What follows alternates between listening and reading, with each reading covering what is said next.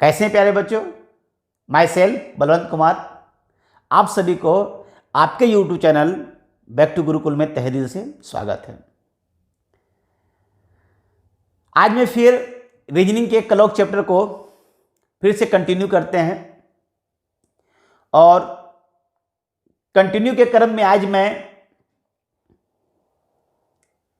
Image यानी प्रतिबिंब पर चर्चा करेंगे।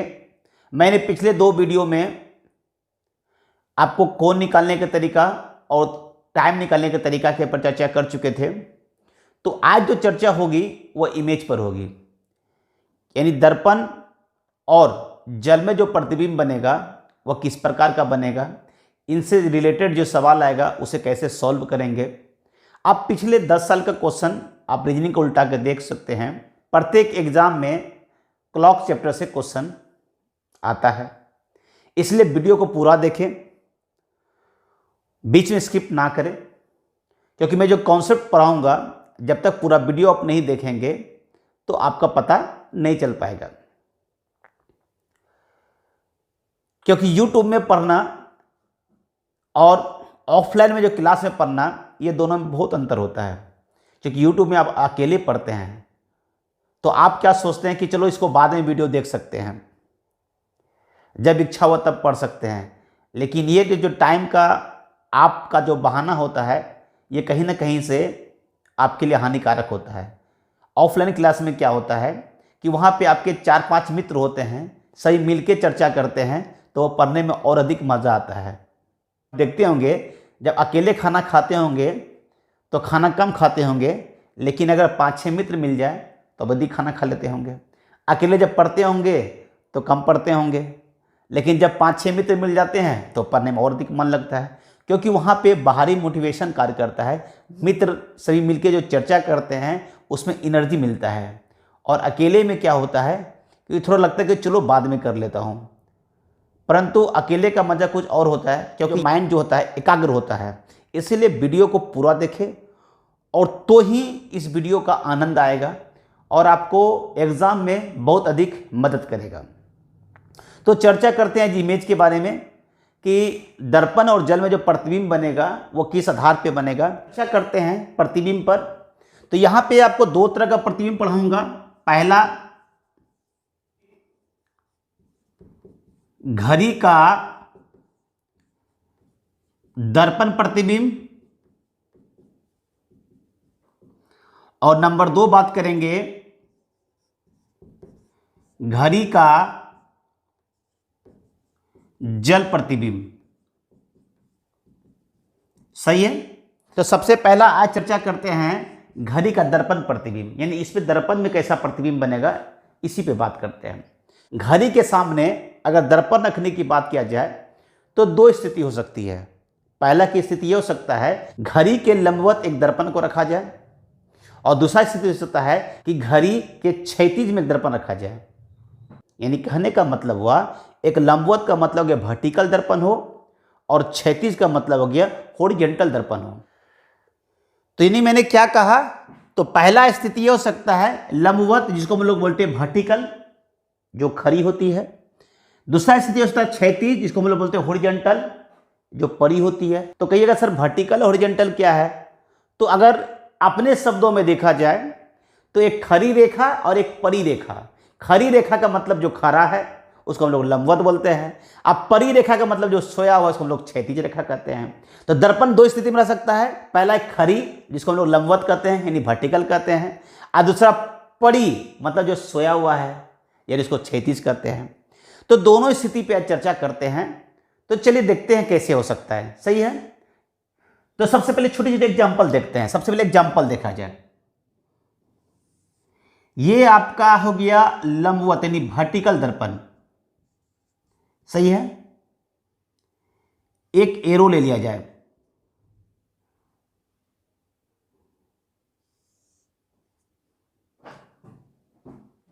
सही है। तो ये देखिए वर्टिकल दर्पण है, इसके सामने एरो है, इसका प्रतिबिंब कैसा बनेगा।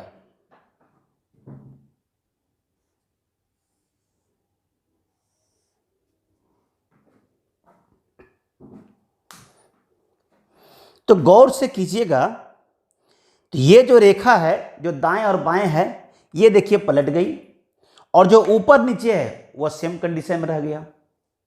सही है। यानी कहने का क्या मतलब हुआ कि यदि दर्पण जो है वर्टिकल होगी तो दाएं का जो अक्षर वह बाएं चला जाएगा, और बाएं अक्षर क्या आ जाएगा, दाएं चला आएगा। और ऊपर और नीचे जो स्थिति होता है वो क्या होता है, सेम होता है। जो ऊपर है ऊपर रहेगा और जो नीचे है नीचे रहेगा। मेरी बात समझ गए। तो ये था वर्टिकल की स्थिति। अब आते हैं हॉरिजॉन्टल की स्थिति पे।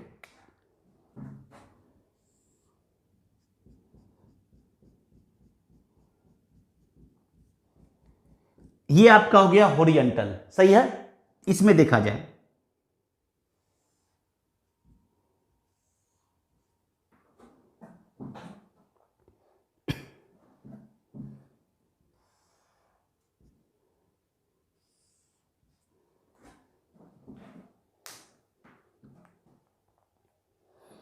तो हॉरिजॉन्टल में क्या देख रहे हैं आप कि जो ऊपर से रेखा आ रही थी तो ऊपर वाला नीचे हो गया और नीचे वाला ऊपर हो गया। दाएं वाला दाएं है और बाएं वाला बाएं है। यानी इसमें दाएं बाएं नहीं पलट के इसमें ऊपर और नीचे वाला अक्षर क्या होता है, पलट जाता है। तो ये स्थिति हो गया हॉरिजॉन्टल। तो ये था वर्टिकल की स्थिति, ये हॉरिजॉन्टल की स्थिति। कोई दिक्कत किसी को? सही है। तो मैं चाहूँगा इसका आप स्क्रीनशॉट ले ले, ये इसे कॉपी में स्ट्रक्चर बना ले ताकि आपको बाद में बहुत काम आएगा। सही है। चल अब इस पर चर्चा करते हैं। अब इसे आगे इसे घड़ी के रूप में देखा जाए।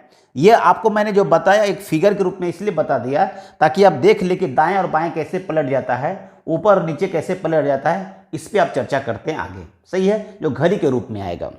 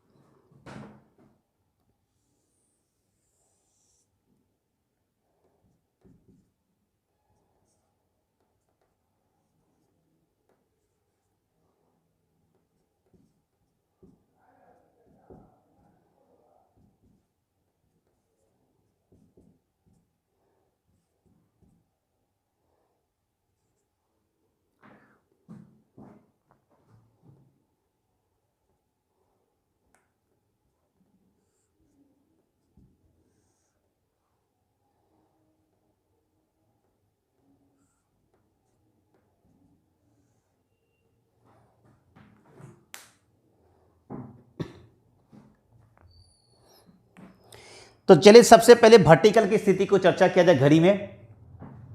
तो ये देखिए आपका ये घड़ी का और ये आपका प्रतिबिंब है। यानी ये वास्तविक ये फिगर है जो घड़ी है, ये प्रतिबिंब का फिगर है घड़ी का, यानी जो हमको इमेज का है। तो यहाँ पे गौर करते होंगे, अगर वास्तविक घड़ी को देखा जाए गौर से तो यहाँ पे कितना बज रहा है, 3 बज रहा है। और इसका जो प्रतिबिंब बना, अगर गौर करते हैं, अगर इसको वास्तविक घड़ी के रूप में बनाया जाए तो यहाँ 1 2 3 4 5 6 7 8 9 10 और 11, ये जो वास्तविक घड़ी है। परंतु आप देखते होंगे क्या कि दाएं का बाएं हो गया, बाएं का दाएं हो गया, लेकिन ऊपर और नीचे क्या हो गया, सेम, यानी आधा पार्ट उलट गया। यानी दाएं का अक्षर बाएं चला गया पूरा और बाएं का पूरा अक्षर क्या हो गया, दाएं चला गया। यानी आपस में क्या हो गया, अदला बदली। अब बोले सर ये कैसे हो जाता है? तो एक काम करें कि आपके घर में दर्पण जरूर होगा, तो सबसे पहले दर्पण के सामने आप खड़े हो जाएं और आप ये देखते होंगे दर्पण के सामने खड़े हो जाएं और तब देखिए आप दर्पण के सामने क्या होता है। क्या आप देखते होंगे कि आपका जो नोज है आगे है तो उधर से भी वो आपके आगे हो जाता होगा, और ये सर आपका पीछे है, अगर पीछे है तो आपको उधर से भी वो पीछे होता है। ऐसा कभी हुआ है कि आपका ये सर आगे चला आया तो आपको पता चलेगा कैसे आप कंघी को मारेंगे सर पर? यानी कहने का क्या मतलब हुआ कि आप देखते होंगे ये ऊपर है तो ऊपर है, पैर नीचे तो नीचे है, परंतु क्या होता है कि आप जब दर्पण के सामने खड़े होते हैं तो उधर से प्रतिबिंब जो बनता है वो दर्पण के सामने हो जाता है। यानी ये आगे का फेस आगे हो जाता है और पीछे एक फेस पीछे होता है। इसी चीज़ को समझिए कि जब दर्पण लंबवत होगा तो जो आगे है वो हमेशा आगे होगा और जो पीछे है वो हमेशा क्या होगा, पीछे ही होगा। परंतु ऊपर और नीचे क्या होता है, वो सेम कंडीशन रहता है। मेरी बात को समझने में क्या कहना चाह रहे हैं, यानी दर्पण यदि लंबवत होगी तो जो वस्तु दर्पण के आगे है, जैसे ये फेस मेरा आगे है, तो प्रतिबिंब भी जो बनेगा वो दर्पण के पीछे जो बनेगा वो आगे ही रहेगा, और जो मेरा पीछे का भाग है वो हमारा क्या बनेगा, पीछे बनेगा। परंतु ऊपर और नीचे क्या है, वो सेम कंडीशन है। सर ऊपर है तो ऊपर है, पैर नीचे है तो नीचे है। यानी कहने का मतलब सिर्फ क्या बदलता है, जो दाएं हैं वो बाएं, जो बाएं हैं दाएं। मेरी बात को समझ रहे हैं। तो यहां पर भी क्या देख रहे हैं गौर से कि ये 3 जो है आगे था, दर्पण के आगे था, इधर से भी आगे हो गया, और ये 9 पीछे था, इधर से भी 9 पीछे हो गया। परंतु 12 और 6 क्या है, वह सेम कंडीशन में चला आया। मेरी बात समझ रहे हैं। तो ये स्थिति जो है क्या हो गया, वर्टिकल की स्थिति हो गया। तो यहां पे गौर क्या कर रहे हैं कि पहले कितना बज रहा था, 3, आप कितना बज रहा है, 9, तो 9 और 3 कितना हो गया, 12। यानी कहने का मतलब क्या हुआ कि अगर वर्टिकल कोई भी स्थिति रहेगा तो घड़ी का समय जो होगा, वास्तविक समय और प्रतिबिंब समय का जो योग होगा वह कितना होगा, 12 होगा। समझ रहे हैं। तो चलिए इसका एक ग्राफ खींच दिया जाए।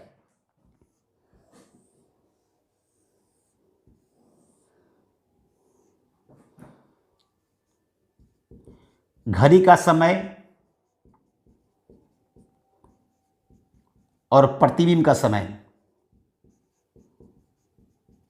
सही है। 1 2 3 4 5 6 7 8 9 10 11 और 12, सही है। तो प्रतिबिंब समय जो होगा 11 10 9 8 7 6 5 4 3 2 1 और 12। तो आप यहां क्या देख रहे हैं कि 12 का कांटा कहाँ है, 12 ही है, और 6 का कांटा कहाँ है, 6 है। जो ऊपर है ऊपर है, जो नीचे है नीचे है। और जो दाएं बाएं हैं, आप क्या देख रहे हैं कि आधा जो पार्ट है इधर का उधर चला गया और उधर का पार्ट इधर चला गया। 1 तो यहाँ 1, 2 तो यहाँ 2, सही है। यानी कहने का मतलब क्या, 11 और 1 12, 10 और 2 12, 9 3 12, 8 4 12, 7 5 12, यहाँ भी देखिए 7 5 12, 8 4 12, 9 3 12, 10 2 12, 11 और 1 12। तो यहाँ पे मेरी बात समझ गए क्या मैंने कहना चाहा कि यदि दर्पण वर्टिकल हो तो घड़ी का जो टाइम है और प्रतिबिंब का जो टाइम है, उन दोनों का जो योग होगा वह कितना होगा, 12 होगा। बात समझ गए। तो चलिए अगर मान लीजिए इसमें अगर सवाल एक एग्जांपल दे दें तो कैसे अब बनाएंगे। एक एग्जांपल सवाल ये है, मान लीजिए कि इसका जो टाइम, वास्तविक टाइम जो है वो आपका हो रहा है 5:40। कितना, 5:40।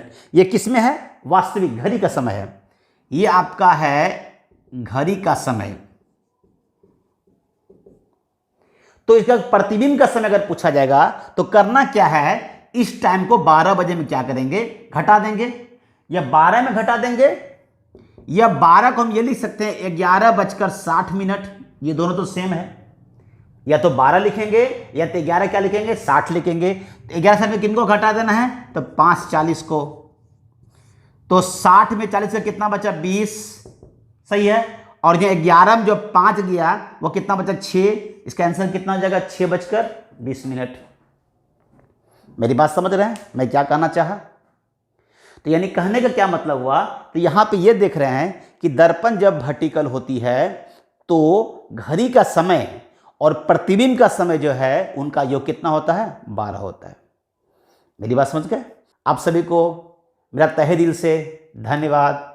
जय हिंद, जय भारत।